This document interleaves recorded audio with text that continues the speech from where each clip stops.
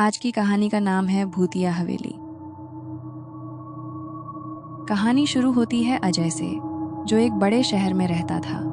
एक दिन गर्मी की छुट्टियों में अजय अपने दादा दादी के गांव आया। गांव का वातावरण उसे बहुत ही शांतिपूर्ण और सुंदर लगा, पर गांव में पहुंचते ही उसने एक अजीब सी चर्चा सुनी। गांव के लोग एक पुरानी भूतिया हवेली के बारे में बात कर रहे थे, जहां से रात में मधुर संगीत की आवाज आती थी। अजय की जिज्ञासा जागी और उसने अपने दादा से इस हवेली के बारे में पूछताछ की। दादा ने बताया, बेटा, वो हवेली बहुत पुरानी है और कहते हैं कि वहां रात में एक आत्मा गाना गाती है। गांव वाले उस हवेली के पास जाने से डरते हैं। अजय ने यह सुनकर ठान लिया कि वह इस रहस्य का पता लगाकर रहेगा। रात होने पर जब सब सो गए तो अजय चुपचाप हवेली की ओर चल पड़ा। हवेली का रास्ता सुनसान और डरावना था, पर अजय का हौसला अटल था। हवेली के पास पहुंचते ही उसने एक मधुर संगीत की आवाज सुनी। यह आवाज इतनी मोहक थी कि अजय खुद को रोक नहीं पाया और हवेली के अंदर चला गया। अंदर का दृश्य अजय के लिए अचंभित करने वाला था।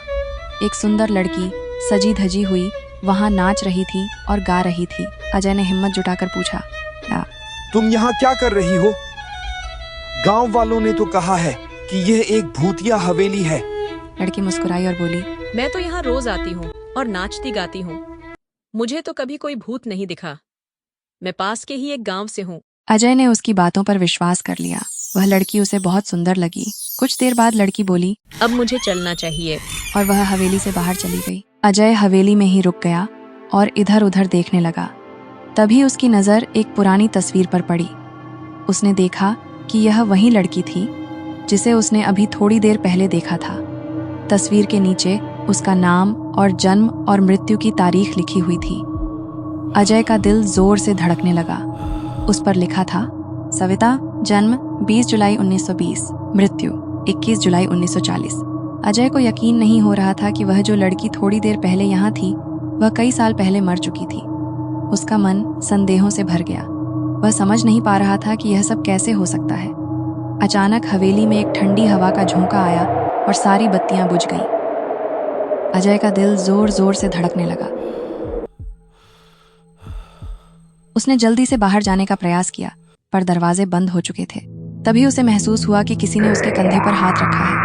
उसने पीछे मुड़कर देखा, वहीं लड़की खड़ी थी, पर अब उसकी आंखें बहुत डरावनी और लाल हो चुकी थीं। लड़की ने धीरे धीरे कहा, तुम्हें यहाँ नहीं आना चाहिए था। अजय ने डरते डरते पूछा, तुम कौन हो? लड़की ने जवाब दिया, मैं सविता हूँ। कई साल पहले मेरी शादी की रात को मेरी हत्या कर दी गई थी। तब से मेरी आत्मा यहाँ भटक रही है। जो भी इस हवेली में आता है वह कभी लौट कर नहीं जाता। अजय के होश उड़ गए। उसे समझ नहीं आ रहा था कि वह क्या करे। तभी हवेली का दरवाजा खुद ब खुद खुल गया और सविता की आत्मा हवा में गायब हो गई। अजय ने तुरंत हवेली से बाहर निकलकर गांव की ओर दौड़ लगाई। गांव पहुंचते ही उसने सबको इस घटना के बारे में बताया। गांव वालों ने उसकी बातों पर विश्वास नहीं किया, लेकिन अजय जानता था कि उसने क्या देखा था। इस घटना के बाद अजय ने फैसला किया कि वह अब कभी भी इस गांव की हवेली के पास नहीं जाएगा। लेकिन अजय के मन में हमेशा यह सवाल बना रहा कि सविता की आत्मा क्यों भटक रही थी और वह किससे न्याय मांग रही थी। वह जानता था कि इस रहस्य का पता लगाना अब उसके बस की बात नहीं थी। कहानी यहाँ खत्म होती है, लेकिन यह सवाल छोड़ जाती है कि क्या सविता की आत्मा को कभी शांति मिलेगी या वह हमेशा के लिए इस भूतिया हवेली में कैद रहेगी।